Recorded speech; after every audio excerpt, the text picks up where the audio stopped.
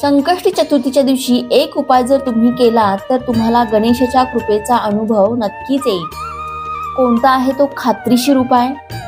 संकष्टी चतुर्थीच्या दिवशी अथर्वशीर्षाची 21 आवर्तनं करावी.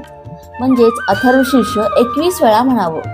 हे तुम्ही सकाळी म्हणू शकता किंवा संध्याकाळी म्हणू शकता, पण स्वच्छ हात पाय धुवून देवासमोर दिवा लावून मग ही आवर्तनं करायला बसायचं आहे. जर तुमच्यापुढे एखादी समस्या असेल, मग ती आर्थिक असेल, शारीरिक असेल किंवा मानसिक असेल, तर ती दूर होण्यासाठी सुद्धा तुम्ही या प्रकारे गणपती अथर्वशीर्षाची 21 आवर्तनं करू शकता.